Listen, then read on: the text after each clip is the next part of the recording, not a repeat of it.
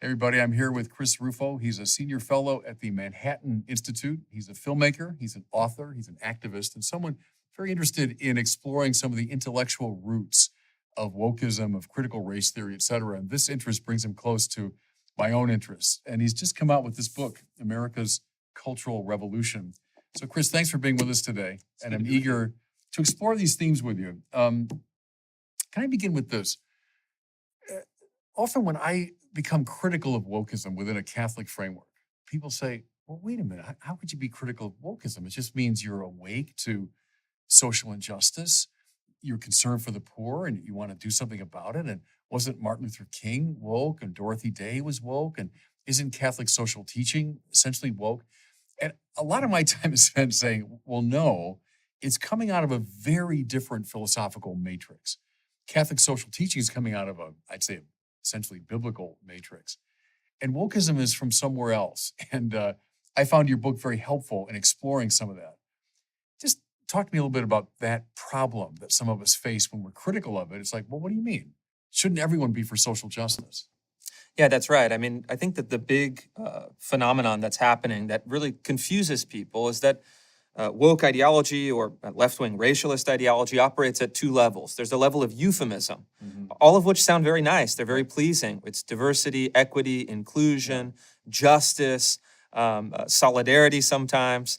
But then if you actually dig under the euphemisms, which are marketing words, you find an ideology that is very different. It doesn't stem from certainly the Christian tradition. It doesn't stem from the natural rights tradition. It doesn't stem from the kind of traditional mid-century civil rights tradition. It's against all those things. It's against all of those things. And so you have to actually do your homework. You actually have to understand where it comes from. And where it comes from is a couple of different traditions, but most prominently Marxism or neo-Marxism. You have someone like Herbert Marcuse. You have the Black radical tradition, which is an atheist tradition, a militant revolutionary tradition that sought to overturn the system of government in the United States. And then you have this really ugly brew of postmodernism and gender theory that seeks to erase the very basic fabric of the cosmos. It rejects the kind of world of creation in favor of a world of unlimited human manipulation.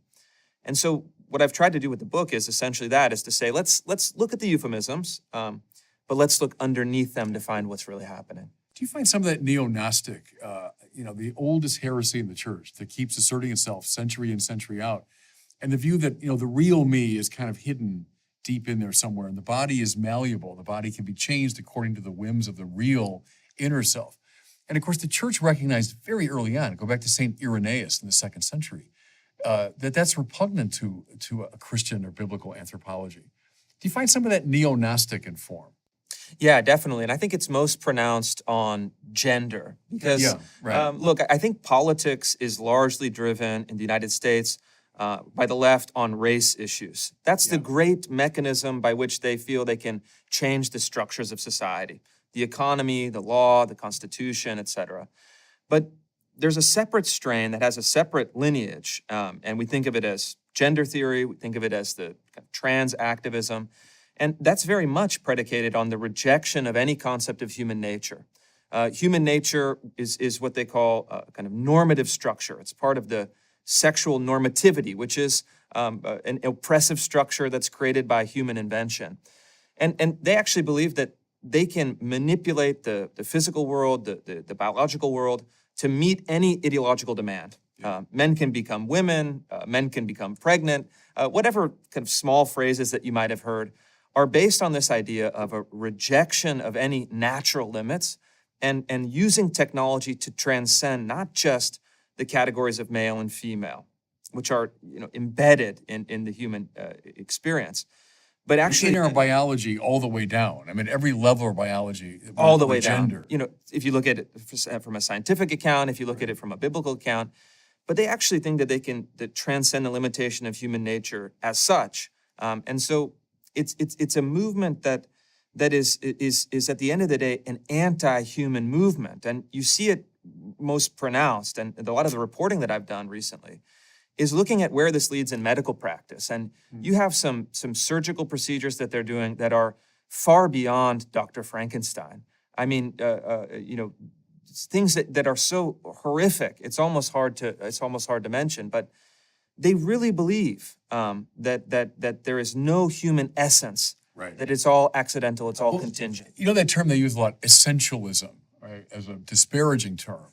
And it's a Sartrean thing, isn't it? Where Sartre says, my existentialism means that existence precedes essence. So my freedom comes first, then I decide who or what I am. Well, that's, from the French Salon of the 1940s and 50s. Well, now it's in the mind of every teenager in America, right?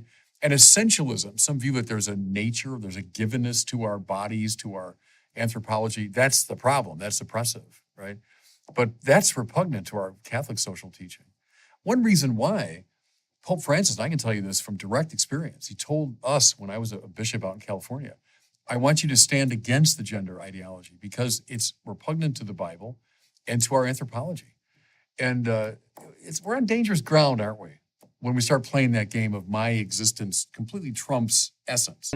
Yeah, I mean, we're on dangerous ground, but I think most importantly, if you look at it as a practical matter, it just doesn't work. Oh, right. It is disproven over and over and over. And that's really the problem with all of these revolutionary ideologies.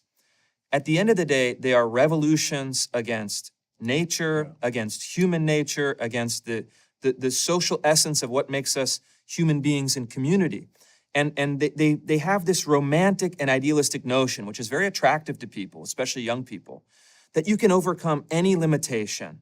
That actually the limitations, the proscriptions of human nature are structures of oppression that can be abolished. And so it's very attractive to people, but ultimately the theme in the book, the process that you see in the revolution and the process you see in all these revolutions is one of idealism turning into disillusionment, turning into nihilism. Mm-hmm. And you see that largely in the philosophical line of thought and philosophical reasoning. You see it personally in many of these stories of the thinkers of the time. But then you also see it, and this is the most tragic and devastating, in the lives of people who are manipulated by these ideologies. Right. So those kids who are are suffering from it. It's not just an abstraction. Right. And I think that you have to tell them quite the opposite. There is an essence. Mm-hmm. There is a human nature. There is a way that things ought to be.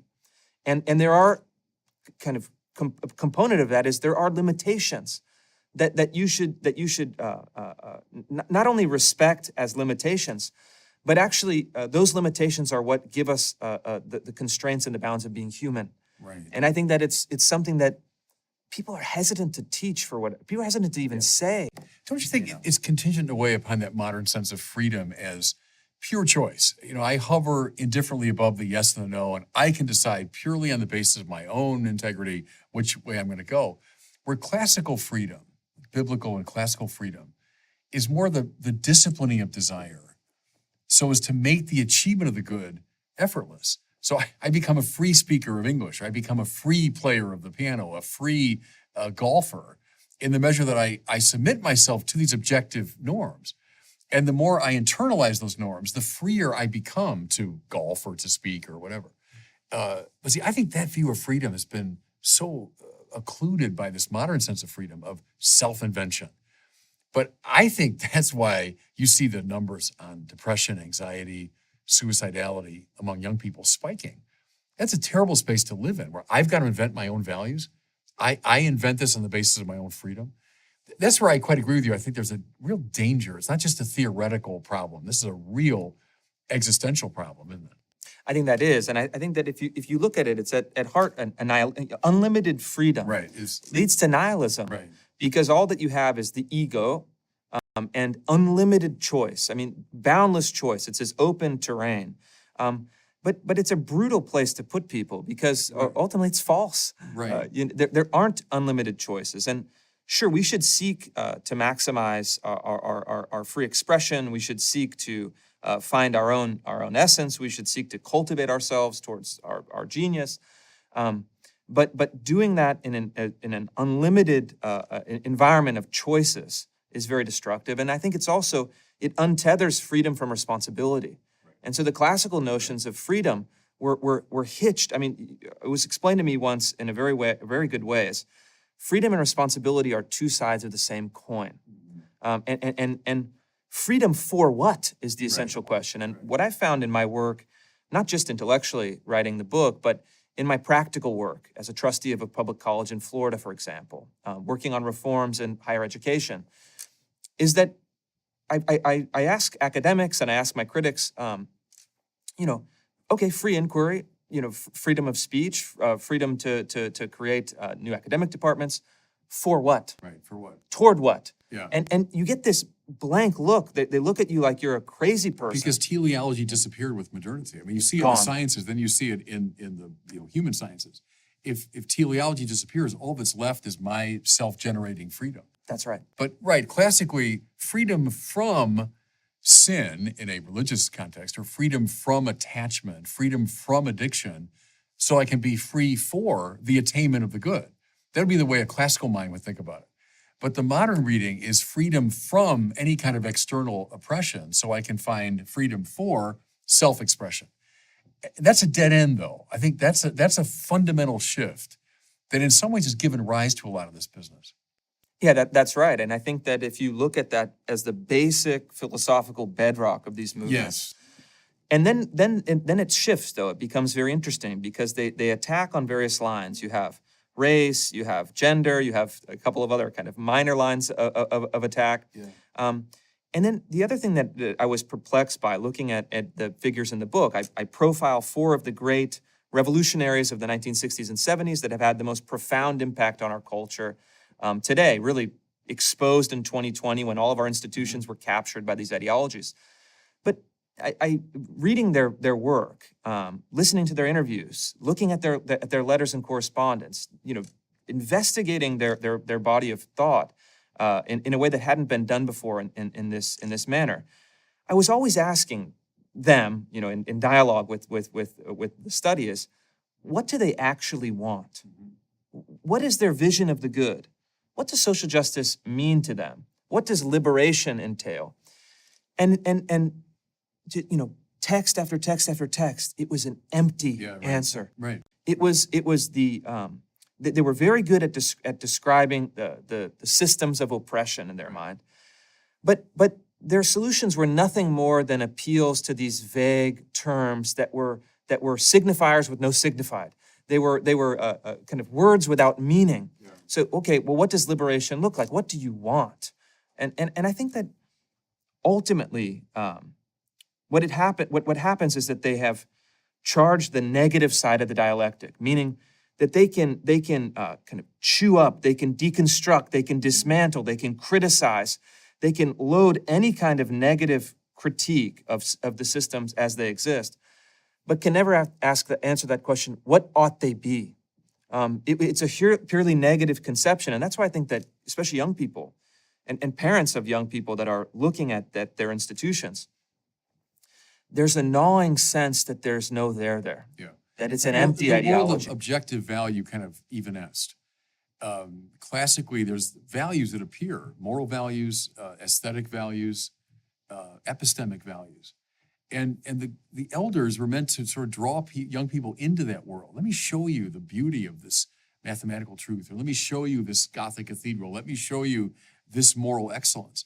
And now bring your freedom into line with those so that you might, in your distinctive way, and I think that's where the individualism comes in legitimately. In your distinctive way, you're going to become, intellectual or a moral agent or an artist, right?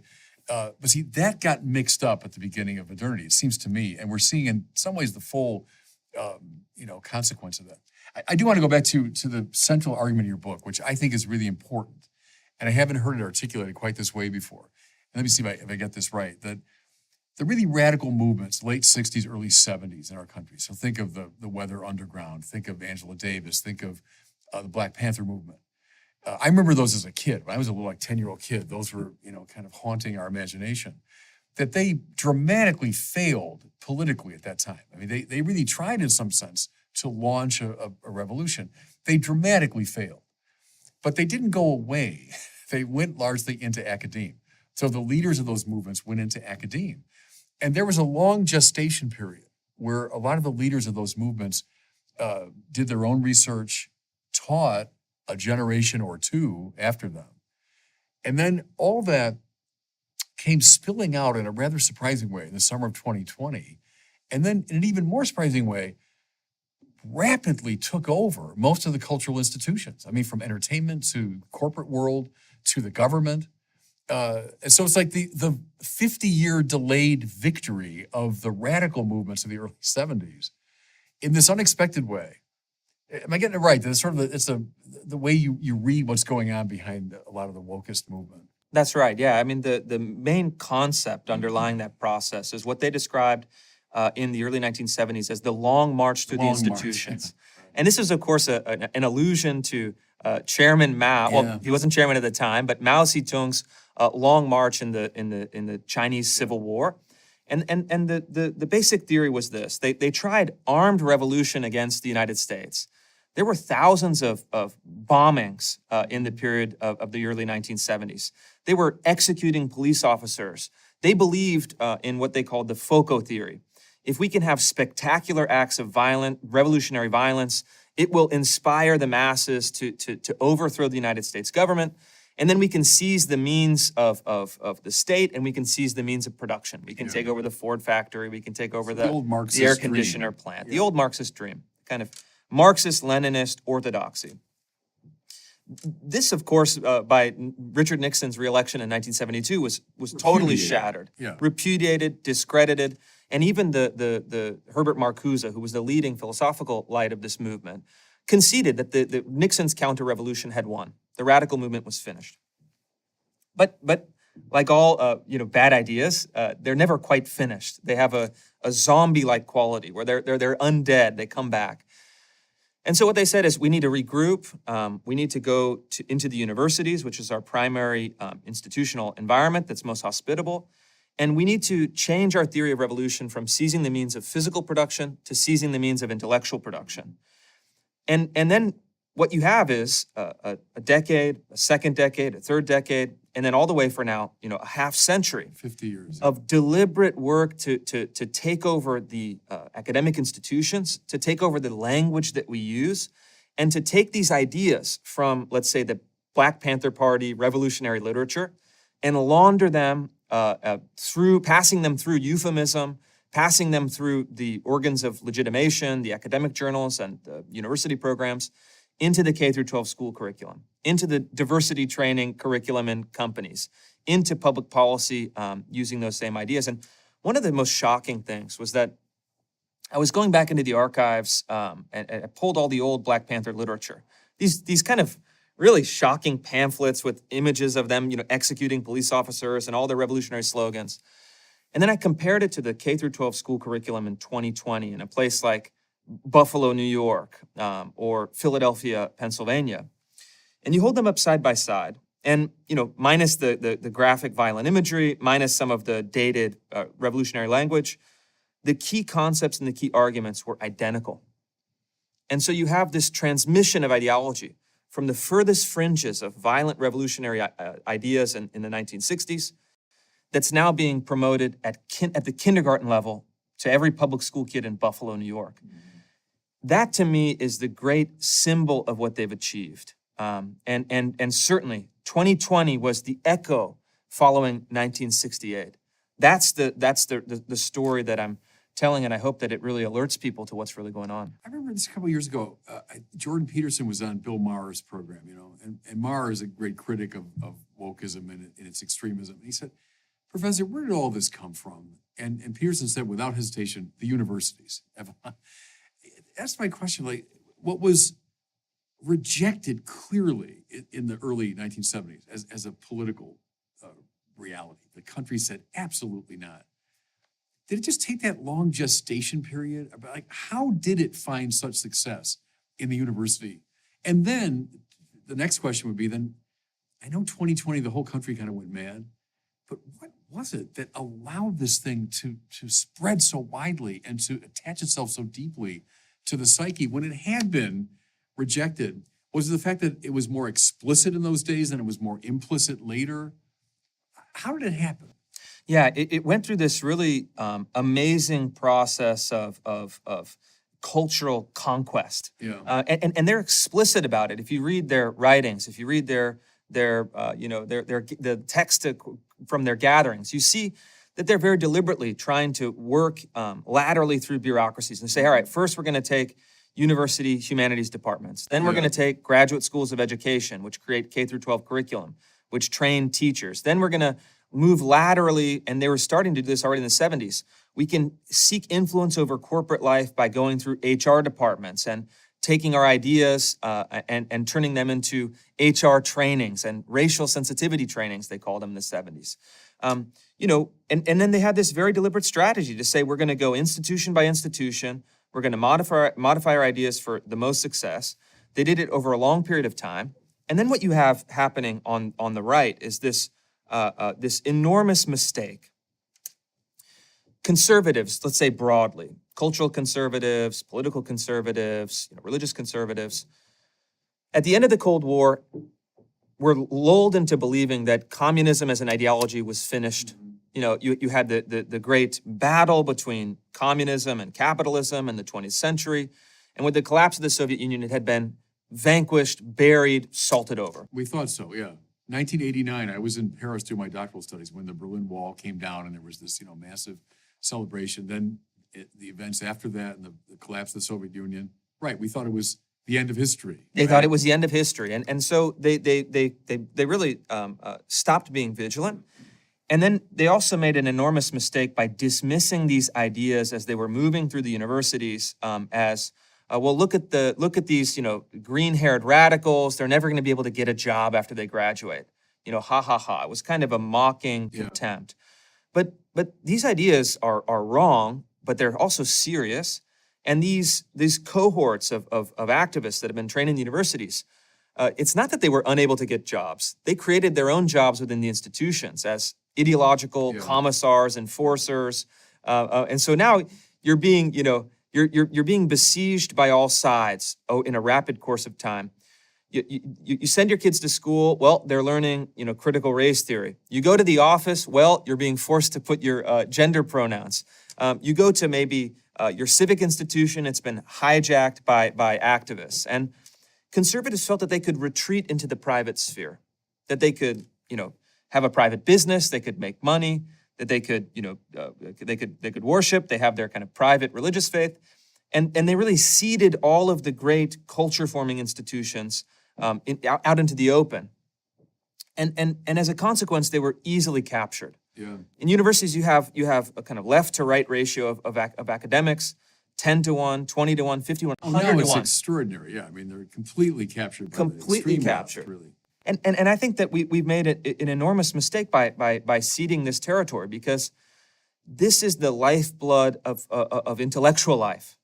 And conservatives have consoled themselves to say that, well, we have our economic institutions, we have low, corporate tax rates, communism is done, we won. I think actually in some ways gestating in the universities in these different settings. And what we have right now is this is the new status quo. You have a very uncomfortable situation. You have, in old kind of orthodox Marxist terms, a very hyper-capitalist economic base, but you have a very left-wing or neo-Marxist cultural superstructure. These are the great tectonic plates of our society, and they're at very strong opposition right now. The weird thing is Marx thought the purpose of the superstructure was to protect the substructure. So the capitalist economy would throw up around itself a protective. Now it's you're kind of suggesting, I think correctly, they're at odds with each other. The superstructure is at odds with the capitalist substructure. That's completely unstable. I mean, I just wonder what that bodes for the future, because it sort of goes against the Marxist logic. Yeah, I think it goes against the orthodox Marxist logic, but in one sense, you have a kind of revolution on both fronts. You have a technological and economic revolution. You have an unprecedented increase in productivity in the economy. And then you have actually, in some ways, a similar cultural revolution in family life, social life, conception of race and gender and identity. And I think that so many Americans find themselves unmoored, totally at a loss. Well, and let me ask you about that, because something I've been tracing for a long time is disaffiliation from the church. So when I was a kid, go back to let's say early 1970s, when Angela Davis and the Weather Underground were doing their work. At that time, statistically, about 3% of our country would have claimed no religion. 97% of the country at that time would have said, I'm Catholic, I'm Protestant, I'm Jewish, or whatever. They'd have some religious affiliation. It accelerated so rapidly beginning in the 90s. Now it's somewhere around between 26 and 30% of the country would say, I have no religion. And you say, well, okay, that's sort of a harmless thing. Absolutely not, it seems to me. That religion provided not just sort of a social structure for people, it provided an ideological framework. It provided a way of thinking about fundamental things. When you disaffiliate from religion, well, I mean, nature abhors a vacuum. I mean, something's going to come rushing into that vacuum, and it corresponds precisely to this time when these ideas were gestating in the universities.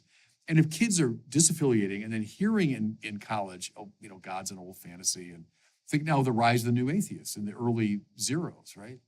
All that produces a kind of witch's brew, doesn't it? It provides this breeding ground that we're talking about. Yeah. How about religion in relation to all this? I think that it is one of the most important issues, and I can maybe even speak to my own personal experience. You know, I'm an Italian Catholic by birth. My father was born and raised in Italy, but I went to K through 12 public schools. I grew up going to church, to Sunday school, but in my 20s, I disaffiliated. I didn't feel like a lot of your peers. Like a lot of my peers. You know, I went to a Catholic college, Georgetown. You know, kind of maybe nominally Catholic college in my experience, but I disaffiliated because I didn't feel like it was speaking to me. I wasn't persuaded intellectually, emotionally, morally that my participation was essential, and I went on my way. And it was a very rough time. You know, I was focusing on my career, focusing on work, focusing on success, but at the same time there was this emotional turbulence, this gnawing sense that something was not quite right. And then it was only after I got married and had kids that I started the return to the church, and now it's had its ups and downs, but I sensed that there was an answer to these questions that I couldn't find out there in terms of my own success, in terms of the ideologies that I had kind of subscribed to at the time.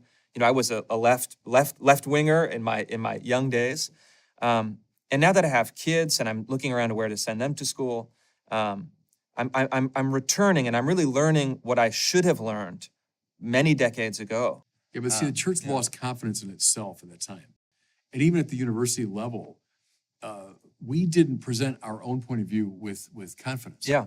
That we're coming out of this very rich intellectual tradition. There was kind of a hand-wringing quality to a lot of Catholic intellectual life. And that opened the door, too, to the invasion of these other points of view that were not wringing their hands. They were evangelizing very effectively at a time when we had sort of stopped evangelizing. That's right, yeah. I think there was that period of the 90s. It was a kind of generic, there was no substance, there was no call, there was no... For me and for many of my peers, there was nothing that said, this is it. Right. You know, focus here. You should think This in a is how you Catholic should way think. because it's compelling and beautiful. And I think people are hungry for it. And I know that among many of my peers who have gone through this same process are really looking about for answers, looking for a place to moor, looking for a place that offers a better answer. And I think that in some ways, it's incumbent upon Catholics or people of any faith to pursue and then express their faith in uncompromising terms. Right. And I think that I found, and even though I don't make a kind of religious argument in the book or even in public life for the most part, there actually are answers to these questions. Yeah. And it takes a bit of digging, a bit of study, a bit of work, but what we need to offer is not just a criticism of the criticism, but we need to offer an alternative that can be magnetic to some of those emotions that people are lacking or craving. And I think that the ultimate answer to nihilism is faith, and in a religious sense, but even in a broader sense. If you believe, like the people in the book believe, that society is inherently and permanently racist and oppressive, if you believe that you can categorize people by racial group and structure them on a hierarchy of oppressor and oppressed, and you believe that the only solution is to raise all of our institutions and sever our entire connection with history, with metaphysics, with faith, with our founders, with our Constitution in this country. You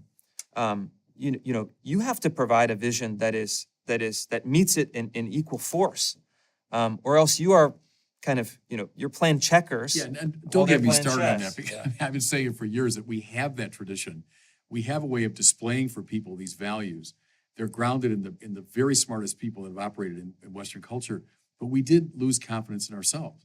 And we asked a lot more questions than provided answers.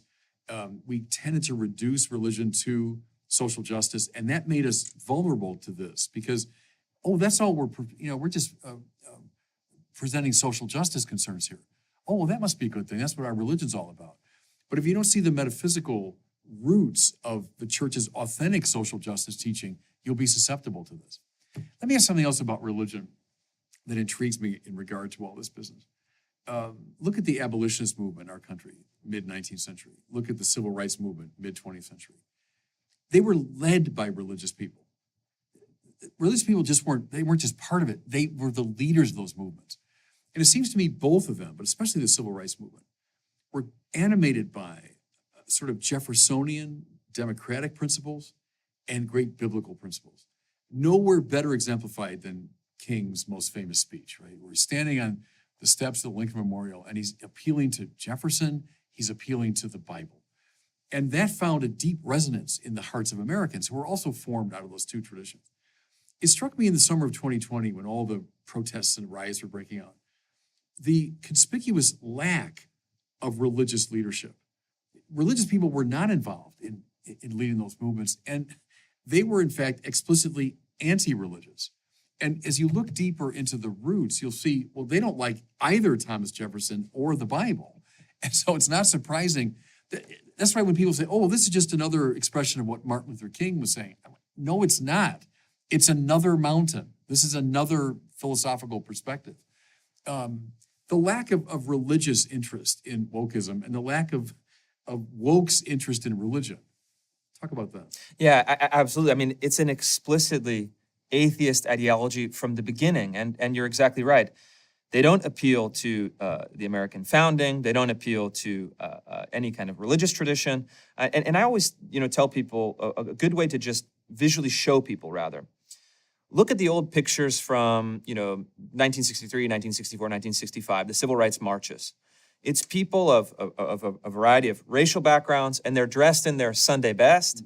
They have nice hand-painted signs. It's optimistic. It's hopeful. The speeches are faithful. The speeches are appealing to our best instincts and our best moments as a country. And there are a lot of Roman collars in those pictures. And there are a lot of Roman collars, absolutely. Yeah. And then, of course, the Southern Baptist preaching and the African American church. That was the group, and you could even just see it in their expression. These are dignified, respectful. These are middle-class people who are demanding the recognition of their individual rights and their individual dignity. Compare it to an image of the crowds in 2020. It's people who, very frankly, are deranged, are unwell, are nihilistic. You look at the slogans on the wall, it's a very different tenor, a very different vocabulary. And it's people that are masked, people that are looking for destruction, people that even if you look at like the mugshots in Portland, Oregon, for example, it's people that have nothing of the quality, even just visually, as those civil rights marches. And so, well, King was explicitly nonviolent, and the movers of 2020 were explicitly violent. That's right. Which comes out of a Marxist perspective. You want to foment violent class struggle for Marx. Often in 2020, it was a racial conflict, but still, you want oppressor and oppressed to come into violent confrontation. That's the opposite of what King was advocating. That's right, and I think that it is a kind of rhetorical move that they've done somewhat successfully. Although I think in 2020 people began to see through it, but they wore the civil rights movement as a skin suit, right? But beneath it, it was a kind of atheistic, nihilistic, neo-Marxist ideology that sought to level all of the structures of society. And so, I don't concede for a second, and actually even the critical race theorists. When they were on their heels, we attacked critical race theory. We made it into a national issue. we put them on their heels, they would go on television and say, well, we just want to have, fairness, and we are the civil rights marchers of our time. But you actually look at their literature dating back 30 years. They explicitly argue against civil rights law, against the 14th Amendment, against Lincoln, against the founding. Against the idea of a colorblind society. So King's language, I remember as a kid finding so moving, I dream of a society where my children are judged not by the color of their skin, but by the content of their character. That's it. That's what I want. I still want that. But in the theorist of wokeism, they don't like the colorblind society. That's just a cover for white oppression, isn't it? That's exactly right. And that's really the essence of the critical race theorist's academic argument. They said that America is a systemically racist society since its inception, and the society preaches freedom and equality, but this is just an ideological mask producing false consciousness in the interest of maintaining white racial domination. And so the critical race theorists go back and they say that Lincoln's Emancipation Proclamation was actually a secret plot to entrench corporate interests and white supremacy. The Civil Rights Act of 1964. I mean, any of the great moments of true racial progress in the United States are merely a smokescreen for a more sophisticated and more insidious form of domination. Even, Derek Bell, who was the godfather of critical race theory, was a mentor to who came to be a very successful, one of his students at Harvard Law, a man named Barack Obama, became the president. And so Derek Bell, towards the end of his life, in I believe 2010, someone cornered him, says, well, you say that racism is permanent, indestructible, it's the essence of life in America, but your former student, Barack Obama, is now the president of the United States. Was elected twice as an American president, yeah. And in this really, deeply cynical and pessimistic response, he says, he says in effect, Barack Obama is a black president of a white supremacist country. He's the black face of white supremacy. Yeah, and Obama himself would never subscribe to that. I think indeed he was a student, I suppose, at Harvard of Derek Bell, but I say to Obama's great credit, he wouldn't hold to that. And I read Obama as very much standing in the Martin Luther King tradition. But the quote, I think is same. Let's stay with the King and Derek Bell, because there's a quote that jumped out at me from your book. This is from Derek Bell. Racism is an integral, permanent, and indestructible component of our society. Well, see, if that's true, if it's so baked into our society, then the only solution is a complete destruction of the society. It's not a matter of reforming it, calling it to conversion, or in King's case, summoning its own best qualities, Lincoln's better angels of our nature, all of that, great. But if this is true, then the only solution is a revolutionary violence that destroys the entire society. And that is a Marxist-inspired strategy. That's right. And I think that Derek Bell in particular and the critical race theorists as a group created what I think of as a philosophy of racial pessimism. Yeah. They believed that equality was impossible. They believed that freedom was impossible within the confines of American society. And I think that it's not only false if you actually read the sequence of American history, if you take seriously the ideals of the American founding. And then if you even talk to people in their own daily experience in the United States. But there's an additional cynical twist on it, because Derek Bell, who wrote those words and actually became famous because of those words, was rewarded. The more pessimistic, the more acid, the more nihilistic his writing became, the more he was rewarded by his peers within academia, the more he was rewarded by NPR and the New York Times and the New Yorker, the more he was elevated as a great prophet of racial consciousness. And so he entered this spiral where he ended just a kind of pitiable figure, a prophet of racial doom. He predicted genocide in America.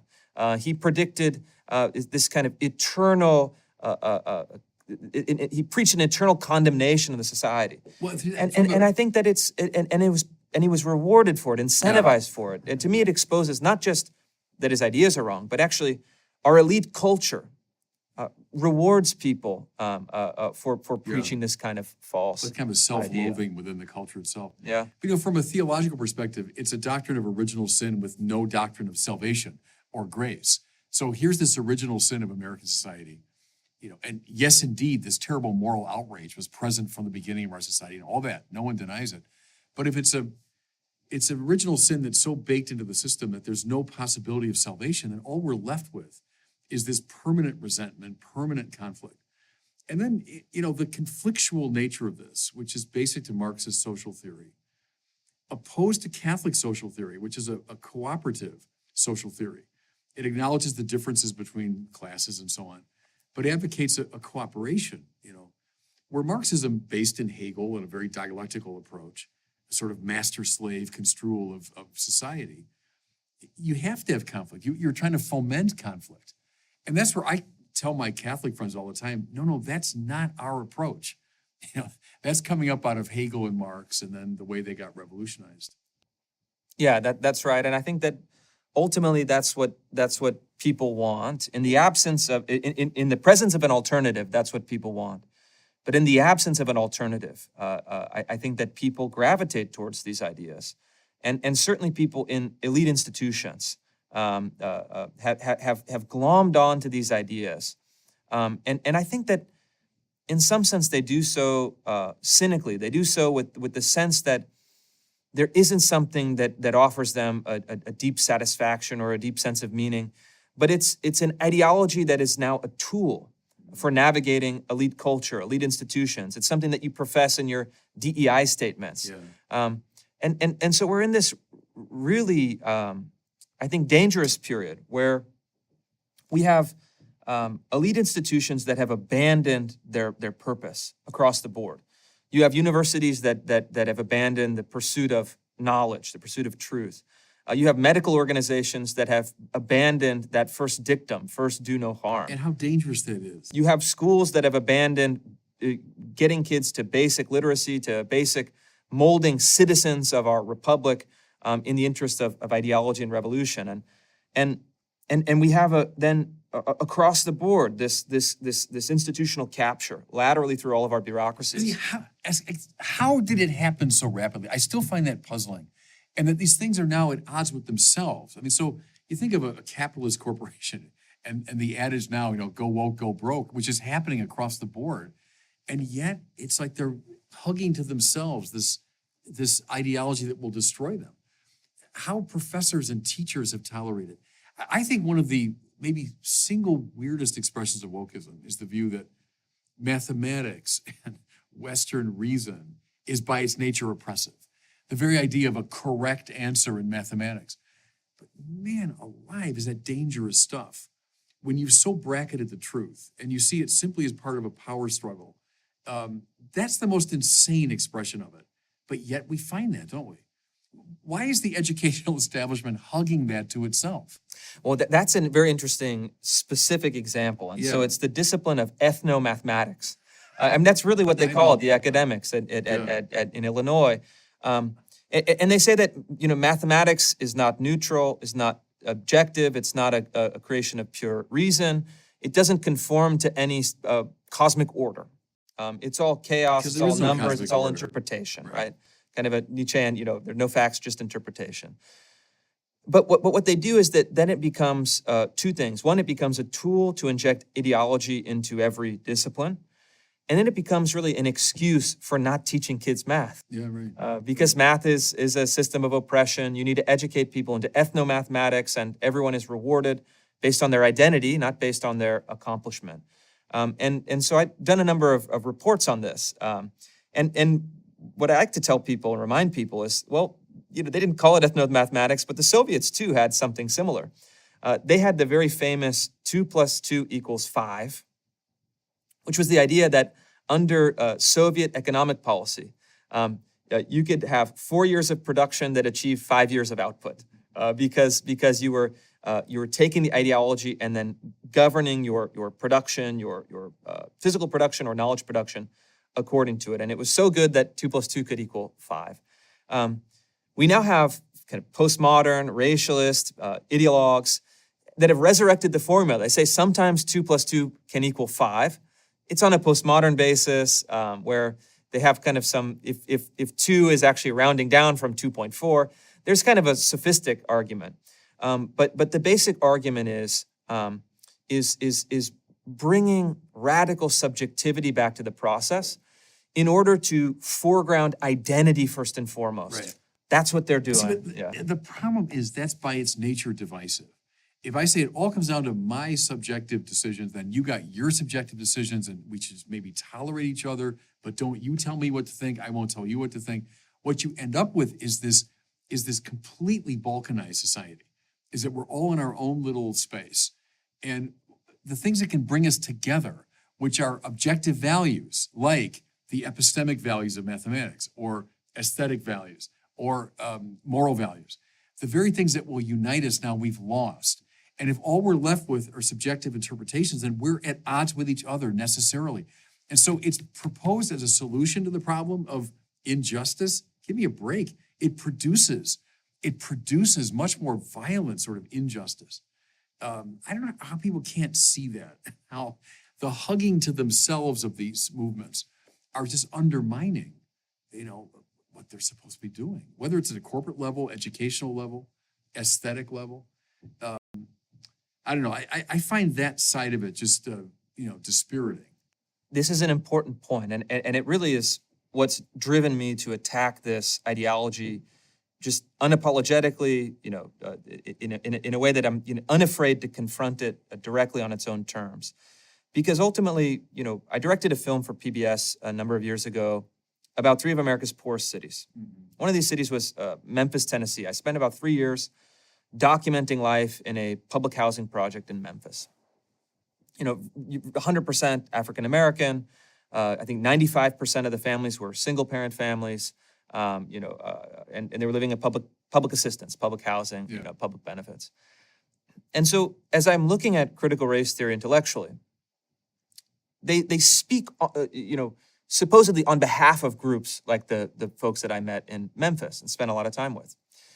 And they say, in a certain sense, that we have the solution for these problems. But what I was always doing was looking at the ideology and then saying, well, in a fair way, try to be fair, say, does this have anything to offer folks like I met in the public housing project in Memphis? And over and over and over, what I discovered is that these ideologies are really self-serving for elites, for them to get status, position, influence within elite institutions, but they have nothing to offer the people that are actually at the bottom of the social hierarchy, that actually need some help, that need compassion, that need assistance. And so ethnomathematics is the perfect example. I can be the professor of ethnomathematics, I can be the headliner at the conference, I can get my academic papers published, I can have a kind of fancy title somewhere.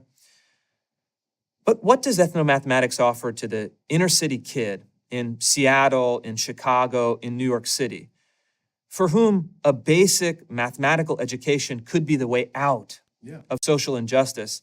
It offers them nothing but resentment, will to power, and the denial of truth.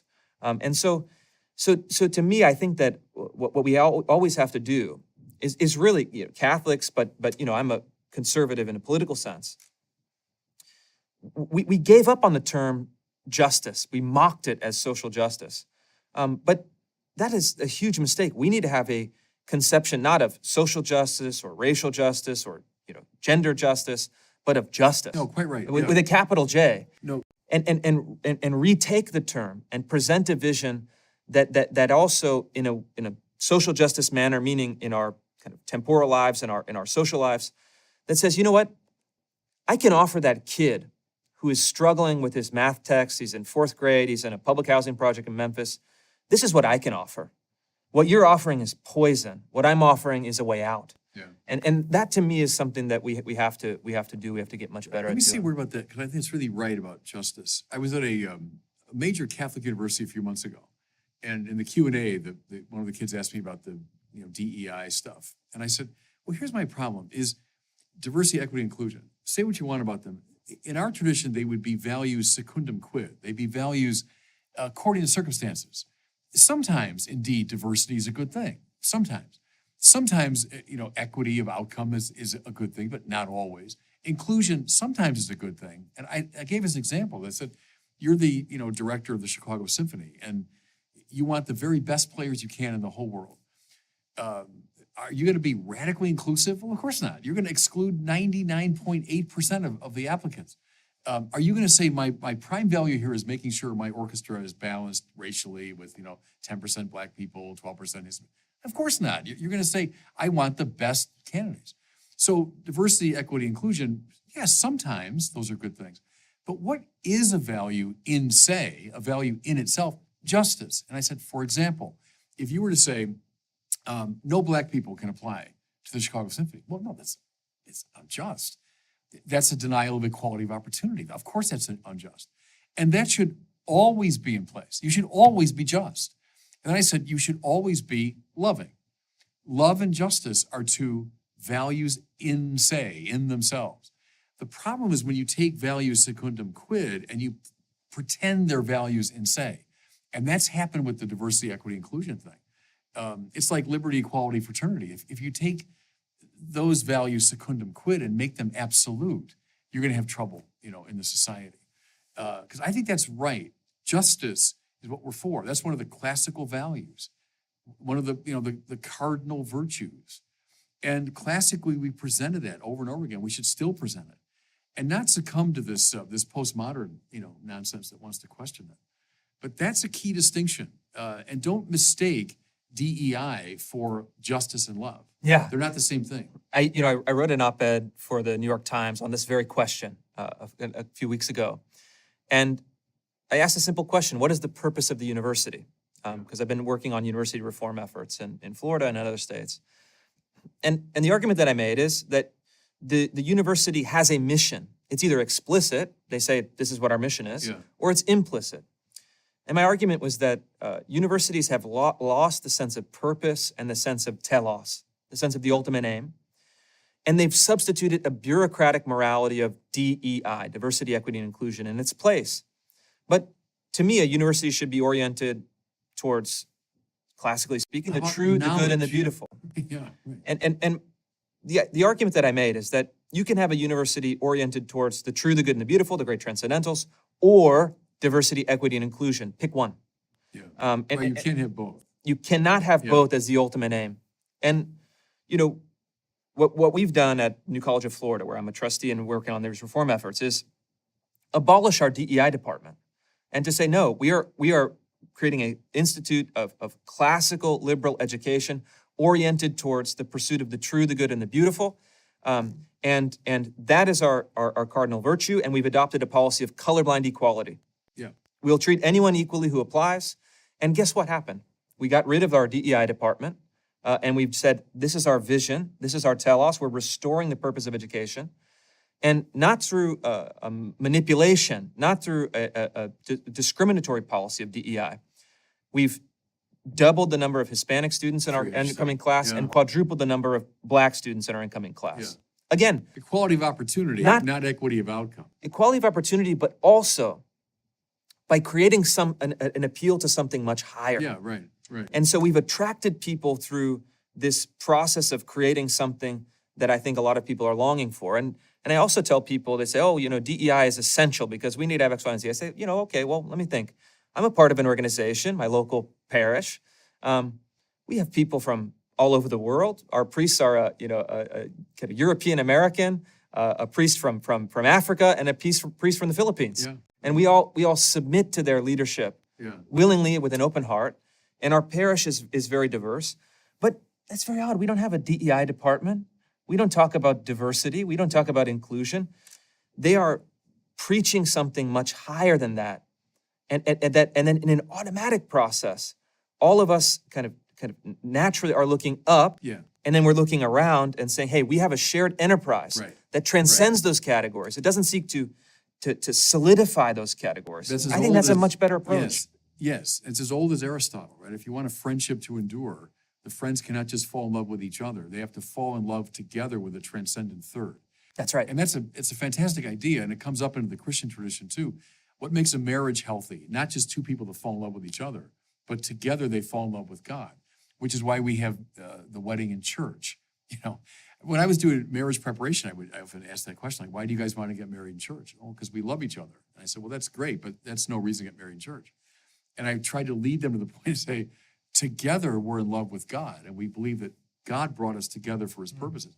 But see, that's God's supreme value, the summum bonum. But all the objective values have that quality, is if together we fall in love with trigonometry, together we fall in love with English literature, together we fall in love with economics, whatever it is, the objective value brings us together.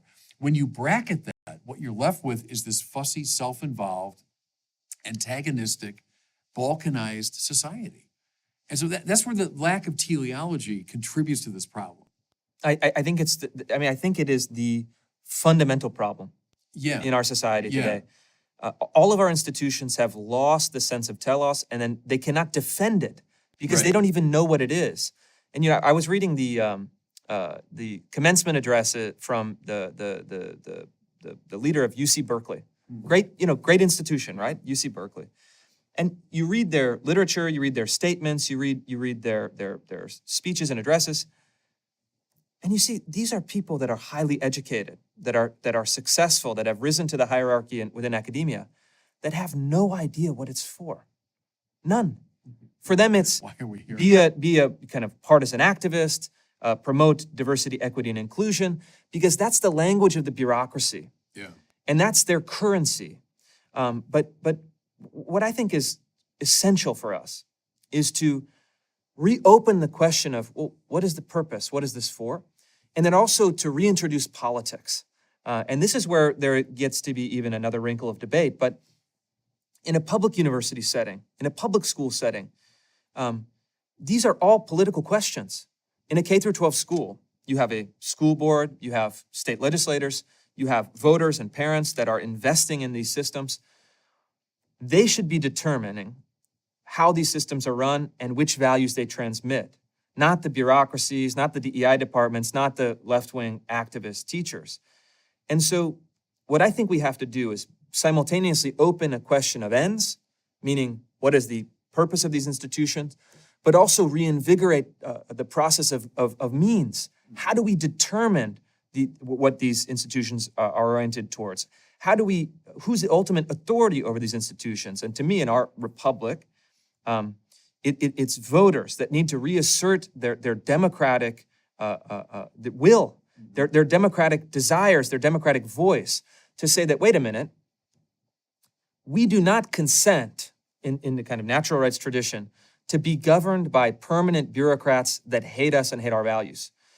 We will reassert our power and our authority against the anti-democratic forces of institutional capture, and say unapologetically, we want K through 12 schools that reflect, affirm, and transmit our values.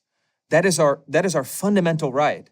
And if we do not have that, my fear is that we not only have institutions governed by ideologies that are dead ends, but also we have lost the basic structure of natural right, the basic structure of our Constitution. And we become, in a very real way, a post-liberal, a post-constitutional society that to me is something that is very frightening, but that is very much on the horizon. I don't think people see, they probably see that the wokest folks don't like religion, but maybe they don't see sufficiently, they don't like liberal democracy either. I mean, classical liberalism with its institutions of, free speech and individualism and reason and a political forum in which we can have a debate, which is not just people fighting each other, but trying to find a truth together. All of that, all the presumptions of a liberal democracy, they don't like that either. So they do not. That's what makes it very dangerous to me. And here's the key difference, and I think it's important for people to be able to articulate it, is, the founders who established a democratic republic, let's say a classical liberal structure of the Declaration and the Constitution, they believed that the purpose, the end of government, was to secure the rights of the people to life, liberty, the pursuit of happiness. And government was limited because it delegated as much as it could to civic life to private life, etc. But the basic function was to secure the rights of the people in a Lockean liberal sense. Let's say the left-wing ideologues, the neo-Marxists, the DEI officers, they actually don't believe in that at all. That's a limited government. They want an unlimited government that manages society via bureaucracy and via applied social science, via ideology in a sense. And so they want an activist government that reshapes society according to their principle. These are different systems. These are not compatible in any way. Do you remember in George Will's book, it's a big sort of statement of his conservative principles. And one of his observations was, the most important word in the prologue to the Declaration is secure. Because what he meant was government doesn't produce these rights or create these rights. It secures them. They're independent of the government. They come from, now Will is not a believer, and he would tend to read that more as pious boilerplate. I don't read it that way. Endowed by their creator with certain inalienable rights, because they're grounded in the creator. When that metaphysical structure falls apart, which it does after Nietzsche and company, we're on dangerous ground politically. Because you take away God, well, I mean, equality in Jefferson's sense, that's going to even us too. Because our real equality is that we're all children of God together. Our rights are going to even us because they're dependent upon the Creator's will. If it becomes a question of, a bureaucrat deciding what things are going to be, if we're in a regime of complete self-invention, we're on dangerous ground indeed, And I wonder if people get that the American system that Martin Luther King would have affirmed very strongly, with its biblical roots, that's called into question pretty radically by these folks. That's right. And I think, and in an additional way, though, if you look at the Great Society programs, which King supported, that also is a departure, though, because the programs of the Great Society were different than the Civil Rights Act. The Civil Rights Act simply said, we want to honor the principle of the Declaration and the 14th Amendment, and we cannot have separate but equal facilities. We cannot have unequal treatment based on racial category. Right. We want to have equal treatment of individuals under the law. To me, that is the fulfillment of what Jefferson had envisioned, but tragically was unable to complete. But then you have kind of lumped together in the popular consciousness, well, we need to now create a bureaucracy that is capable of administering society according to social science, according to the best and the brightest, and creating equal outcomes, creating substantive equality rather than just the equality of rights. This is an extreme departure from what I think that it was intended by that Lockean liberal principle. And moreover, in my view, having studied it, having looked at it in practice, creating that film for PBS and for 3 of America's poorest cities, it also doesn't work. The societies that are most governed by the state, let's say using the public housing project as our prime example, because the physical production, the economic, the cultural, the rules, everything, it is literally a kind of government-run society in microcosm, is a disaster because it undermines and ultimately destroys the actual natural rights towards which I think human beings are oriented. Locke talks about, the family. The founders talked about the family. You have a basic system of morality. You have a sense of the transcendent. You have the organic production of the economy, of social relations. All of that is wiped out by the state. And the state Nietzsche was right in this sense. He called it, the cold monster of the state. For all of his, faults, in some sense, he had an intuition that the instinct towards socialism, the instinct towards the management of society by the state, he was concerned about genius and hierarchy in that sense. But I think it also, in a Christian sense, in a more humble sense, destroys the most vulnerable, destroys the people who are at the bottom of the social hierarchy. And I always tell people, go spend a couple weeks in a public housing project in the United States, and then tell me if you still believe in the vision of the Great Society. I think the evidence over and over does not stand. And I think that if you care about poor people, there is a much better way. After trillions of dollars spent, right? That's the argument. It's $1 trillion a year right now. Yeah. $1 trillion a year is greater than the GDP of almost every nation on earth. And we spend $1 trillion a year, more than that now, on means-tested welfare programs. In Memphis, it's something like $3 billion a year on 100,000 households. That's $30,000 a year per household. That is that's a middle-class wage in most European countries. But you have something that is so profoundly horrifying. You have a neighborhood, this 38126 zip code in Memphis, where I spent a few years learning and meeting people, has 6,000, a population of 6,000, and at the time had only 12 nuclear families, meaning mother, father, and children in the home. So you have a generation of people that are growing up not just themselves in a fatherless household, but likely knowing not a single person that has a mother and the father in the home. This is the first time in human history that that's ever happened. And I think that it is naive, and actually it's cynical, and I think it's evil to say that the only solution is to bring in the DEI bureaucrats that get paid their six figures, that don't make any change, but are self-satisfied. To me, that is, and let's say in a social justice sense, an outrage, something that we are creating in our society that is so nihilistic and so profoundly tragic and disturbing. I think that it should shock all of us into trying to propose a better way. There's so much there that we could talk about. I think of the breakdown of metaphysics that we've talked about, the loss of God, the loss of religion, of that kind of cohesiveness, and just the loss of a sense of what brings a society together. And a lot of this woke business is just encouraging the very worst instincts. It's encouraging the very worst tendencies within a society. They're actually driving us apart. So I could talk to you all day. We're coming to the end of our time though, but and we've been hinting at it a bit, but give me a sense of the way forward as you're looking at it right now. So we've, diagnosed some of the problems with this. We've seen the difficulties.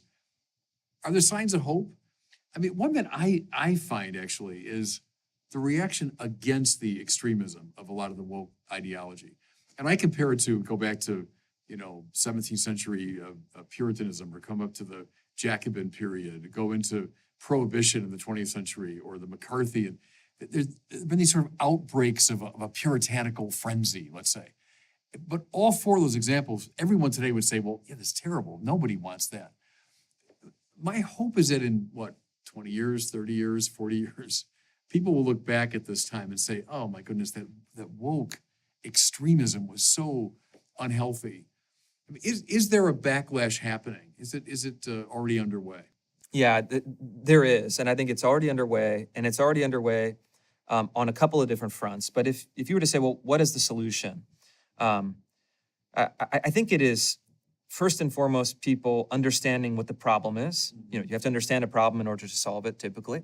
And I think there are a number of ways that we can do it. There's the kind of individual way of solving the problem, meaning that it's open to all citizens, that is part of the fabric or the function of their daily lives.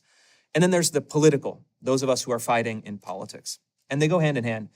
In the local sense, which is really where I'm most optimistic, what I'm seeing from parents all over the country, from families, from people within institutions, is a sense that education in particular has gone so wrong that we need to build and create alternatives. I know in my local community, we have the kind of classical Catholic education that I think is now thriving. There's one of the fastest growing education movements. You have the homeschool movement, has record numbers of people, and you have the school choice movement at the policy level. Now in 6 or 7 states, parents can opt out of the public school system and take their $7,500 per year per child and take them to any institution of their choice. This is creating an alternative market where parents can go and they could say, not only do I not have to be concerned that I'm sending my child to an institution that seeks to undermine my values, but actually this is a cooperation between the parents and the teachers and the administrators that we're going to have this joint enterprise in shaping our kids towards some higher purpose. I think that is a very much an encouraging grassroots element. And that's something that I'm finding so many people are overturning their entire lives.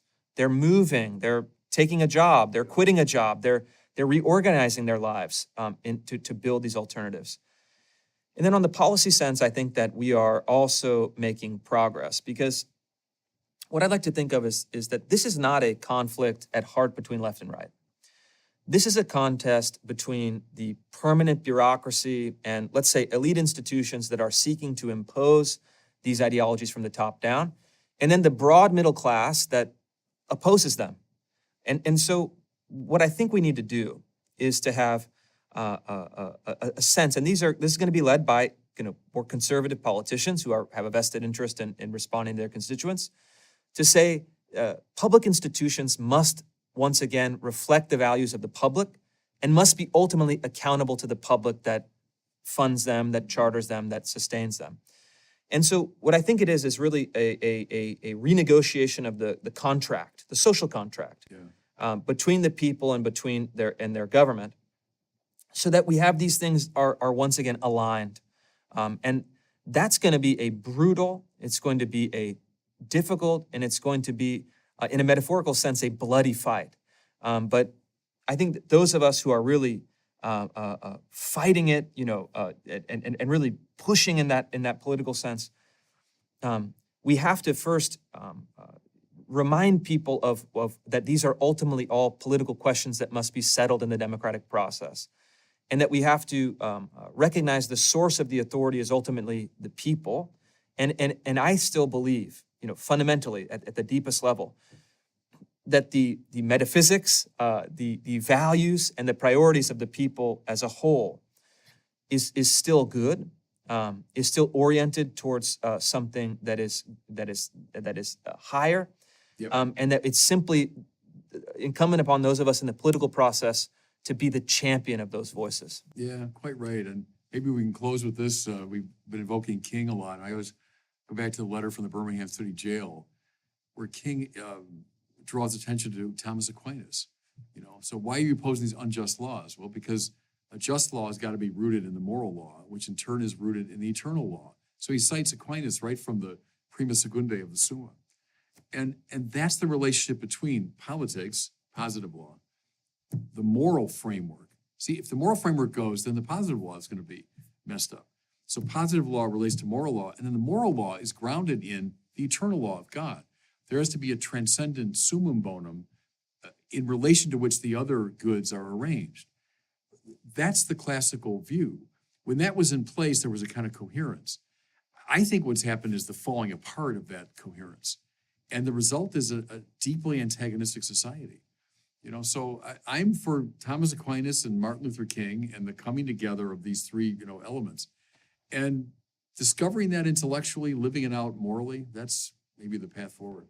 I think that's right. And I think that what you're talking about is the heart of the matter. And I think that it's not that people don't believe that. It's that people haven't heard that. They haven't heard it, right? I mean, really, truly. And so I Yes. think that's why what's really important is for all of us involved in this to come together and just try to rebuild that. I mean, it doesn't take us to rebuild it, right? It exists independent of us. But we have to breathe new life into it. See, we lost confidence, though. We Yeah. did. We lost confidence in it. So we have to find, the courage and the elan to present it again to the society. And that's what you're doing. I appreciate it so much. Well, listen, thank you for being with me today. I enjoyed the conversation immensely. God bless Thank you. God bless.